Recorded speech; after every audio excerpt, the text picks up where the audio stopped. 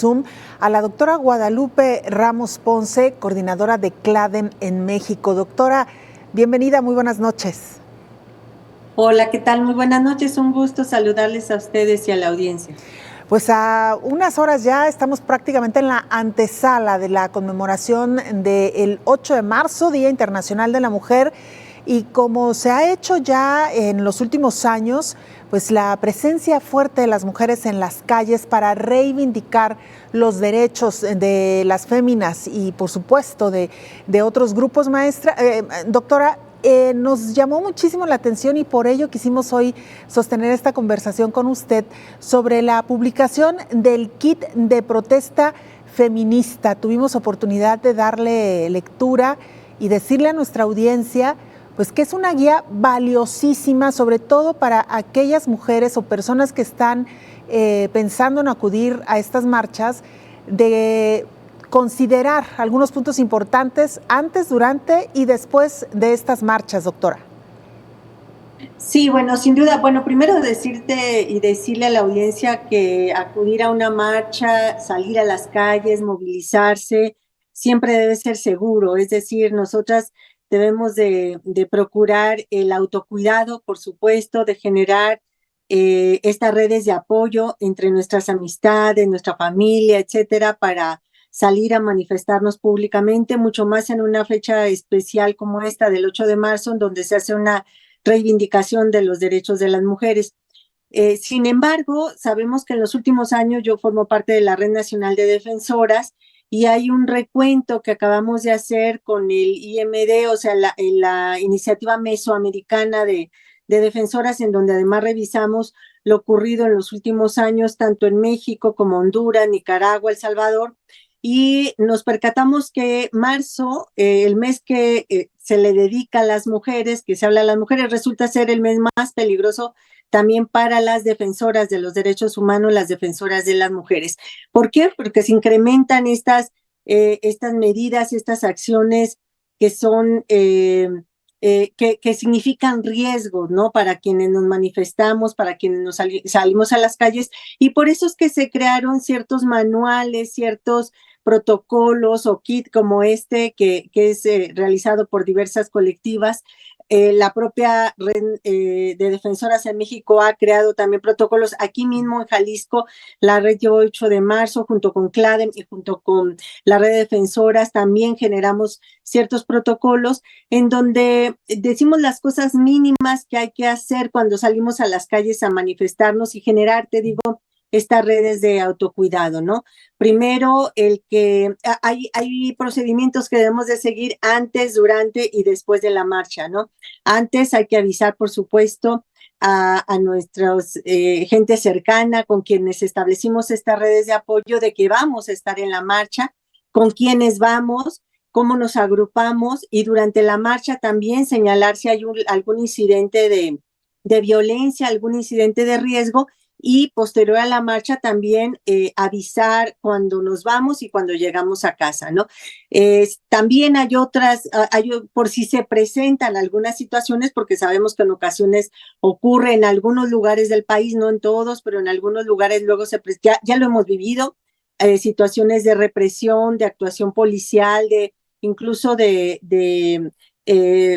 esto del gas lacrimógeno y demás. Entonces, ¿qué hacer en esos casos concretos? Por eso este kit es muy completo porque señala qué es lo que hay que hacer cuando se presente alguno de esos supuestos. Pero esto no quiere decir que desalentemos la presencia de las niñas, de las jóvenes, de las mujeres en las calles. Nosotras esperamos que este viernes la marcha sea una marcha multitudinaria como ha sido en los últimos años a partir del año 2020, 2020 que fue un parteaguas, y a partir de entonces nuestros recuentos han sido de miles de mujeres en las calles de Guadalajara, pero además a partir de los 2 últimos años nos hemos encontrado también que estas movilizaciones se dan al interior del estado, ¿no? Que eso es muy, muy bueno porque antes venían hacia Guadalajara a marchar, ahora ya no, ahora se movilizan en los propios municipios. Entonces tenemos nosotras ya algunas informaciones de que en algunos municipios, en algunas ciudades, en Etzatlán, en Ocotlán, en Los Altos, ¿no? En Zapotlanejo, Tepatitlán, etcétera, habrá las propias movilizaciones locales y eso es muy alentador porque significa que las jóvenes, las mujeres, las niñas, las familias incluso completas se sienten identificadas, interpeladas, representadas en un día como este, el 8 de marzo, y salir a las calles a hacer escuchar la voz de las mujeres. Sin duda alguna, y coincido totalmente con usted, doctora, cada vez son más las mujeres que se suman a estas marchas y lo hacen en un ambiente, quisiera decir festivo, que no lo es, porque hay mucho que reivindicar, pero sí con mucho entusiasmo, incluso involucrando a edades más tempranas, haciendo conciencia también entre las generaciones más tempranas, incluso niñas que acuden acompañando a sus mamás. Y pensaba también, doctora, que pues como dice el dicho, es mejor tenerlo y no necesitarlo que necesitarlo y no tenerlo. Confiamos en que será, como ha sido, al menos aquí en Guadalajara, marchas que transcurren en relativa calma, pero sí que es importante invitar a la audiencia, sobre todo a las mujeres que nos están escuchando, que lo consulten, que se den el tiempo de darle una leída, porque pues son recomendaciones tan elementales, pero que a veces podemos pasar por alto, como cuidar que nuestro teléfono tenga suficiente batería, incluso por si llegáramos a perdernos con la persona o las personas que nos van acompañando. Hasta por ese simple hecho deberíamos de considerar estas recomendaciones y bueno, de ahí escalando incluso a otros escenarios, doctora. Sí, por supuesto, o sea, justo se trata de eso, porque además, como luego son movilizaciones que cada vez son más multitudinarias, que qué bueno que así lo sean, luego generan alguna situación, eso de que se pierden entre las mismas compañeras que van juntas, no digamos en el caso de menores, o si hay alguna situación. Fíjate que el año pasado, por ejemplo, en la marcha, nosotras convocamos a mujeres que tuviesen conocimientos médicos, ¿no? Y que en algún dado caso que se requiriera nos pudiéramos avisarles por si ocurría alguna situación. Y así fue, o sea, de pronto había alguna situación de alguien que se desmayaba por el calor o por la multitud de gente, y hubo de inmediato quienes con estos conocimientos médicos atendieron, resolvieron y demás sin que fuera necesario llamar a servicios de emergencia. Entonces, esto pasa en estas marchas feministas y en estas marchas de mujeres, ¿no? En esta sororidad y esta solidaridad entre todas, en donde se resuelven las situaciones inmediatas. Hay mucha, yo que marcho, por ejemplo, con las familias víctimas de feminicidio, de desapariciones, hay una solidaridad impresionante de la gente que está alrededor con su lucha, con su exigencia de justicia, se acercan, les llevan agua, hay esta empatía, digamos, ¿no? Por esta situación que viven, y al mismo tiempo que están estos contingentes de víctimas de familias de feminicidios, de desapariciones, hay otros contingentes más, y hay uno especial que a mí me gusta nombrarlo mucho, que es el de la batucada, y yo invito, por supuesto, a las niñas, a las jovencitas que se unan a ese contingente, porque es un contingente muy festivo, muy alegre, muy reivindicador de los derechos de las mujeres, y con el cual se pueden sentir muy identificadas en salir a las calles, marchar y sentirse junto a ellas, también brincando, bailando, gritando estas consignas. Las mujeres también que reivindican el derecho a decidir sobre sus cuerpos y que justo algunas de ellas van acompañadas con bebés, los llevan en sus carreolas, en fin, que pues sí, hay grupos de todo un poco, y eso es lo que le da esta riqueza a estos contingentes. Y doctora, yo quisiera aprovechar su presencia y que estamos precisamente en la antesala de esta fecha. ¿Qué evaluación general hacer de la situación actual este año, además de todo lo que pues hemos venido insistiendo? ¿Por qué también deberíamos de salir a marchar? Bueno, son muchas razones.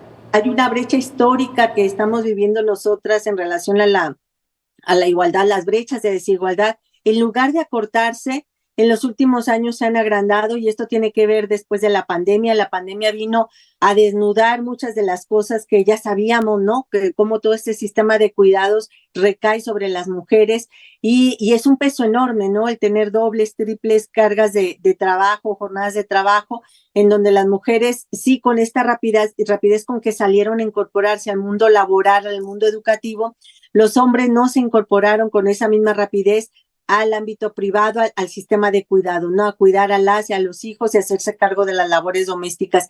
Esas son las cosas que todavía seguimos reclamando porque hay que buscar la paridad en todo y la paridad significa la paridad en casa también, con este sistema de responsabilidad que debe existir compartida entre quienes viven en un hogar, en una casa. Pero también el tema de las violencias. En la medida que las mujeres nos hemos ido incorporando al mercado laboral, al educativo, al espacio público, a la calle, se han agudizado las violencias también.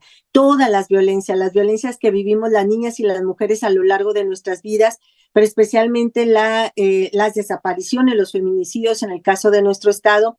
Y nada menos hoy mismo, 2 mujeres fueron asesinadas al interior de una universidad, ya en la antesala del 8 de marzo, y esto ocurre con mucha frecuencia ya. Incluso en el propio día del 8 de marzo damos cuenta del número de mujeres asesinadas. Esas son las cosas que no tienen que ocurrir, no tenemos que estar mirando las cifras y los datos solo en términos cuantitativos de cuántas mujeres asesinadas van, cuántos feminicidios, sino que hay que recordar que cada uno de esos números significa una historia, un nombre, un proyecto de vida que fue truncado y eso es algo que no podemos permitir que siga ocurriendo. La exigencia es porque se generen políticas públicas que prevengan, atiendan, sancionen y erradiquen toda forma de violencia contra las mujeres. Claro, doctora, y le agradecemos que mencione este hecho que nos ha conmocionado realmente. Nuestra capacidad de asombro no se agota frente a estos hechos tan lamentables, este asesinato de estas 2 mujeres en esta universidad que ya mencionaba. Y pensaba también sobre estas formas de violencia a las que hacía referencia. Hace algunos días en la Ciudad de México se consigue un logro más de las batallas que han dado las mujeres, particularmente Malena, esta mujer que fue atacada con ácido sulfúrico y que desde entonces pues ha tomado esta fuerza y esta valentía para conseguir que se incremente las penas para quienes ataquen con sustancias que dañen los cuerpos de sus víctimas. Sin embargo, pensaba también pues, que son hechos que se han quedado como en algunos estados nada más. El esfuerzo que todavía y la labor que todavía tenemos por delante de conseguir que estas sean leyes generalizadas en el país, doctora. Sí, sin duda, armonizar las leyes y tipificar todos estos delitos que hacen falta, porque mira, hay múltiples violencias contra las mujeres que algunas ni siquiera se les ha dado nombre, ¿no? Esto que mencionas, los ataques con sustancias químicas y demás, que hasta hace poquitos años todavía en nuestro sistema de justicia seguían consignando esos casos como lesiones e incluso en algunos casos como lesiones de las que tardaban menos de 15 días en sanar o que no causaban riesgo a la vida. Y eso es una cosa terrible, ¿no? Porque en el caso de Malena, en el caso de Carmen Sánchez, por ejemplo, el caso de Carmen Sánchez, que el año pasado por fin se obtuvo una sentencia después de 9 años. Imagínate lo que tuvo que hacer Carmen para que durante 9 años exigir justicia y finalmente obtuvo una sentencia condenatoria contra su expareja que le dañó permanentemente, ¿no? Eso, y en un principio se habían consignado solamente como lesiones que además no ponían en riesgo su vida. Cuando a ella le desfiguraron el cuerpo, le desfiguraron la cara, y además son lesiones permanentes que todos los días le recuerdan el daño permanente que ocasionó, no solamente físicamente a su cuerpo, sino en la cuestión emocional para ella y para su familia, ¿no? Y esto los jueces no lo veían, los legisladores no lo veían, ¿no?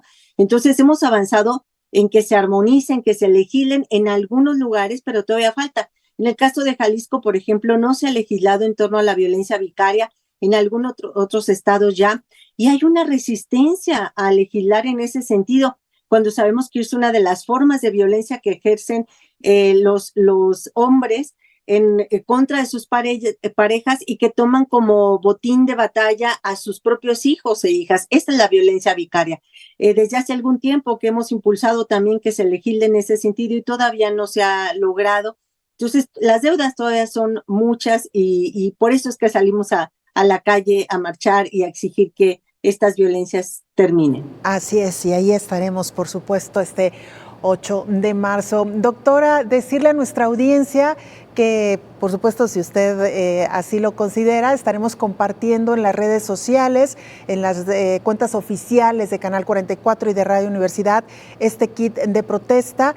¿Y dónde más se puede consultar, doctora? Sí, está por supuesto en la página de CLADEM y en las redes también de las propias autoras de este kit, que es en la red de luchadoras. Ahí también lo encuentran. Muy bien. Doctora, pues que sea un gran día de reivindicación, pero que sea todavía mucho mejor el futuro que nos espera a las mujeres. Gracias y muy buenas noches. Gracias, buenas noches. Es la doctora Guadalupe Ramos Ponce, coordinadora de CLADEM.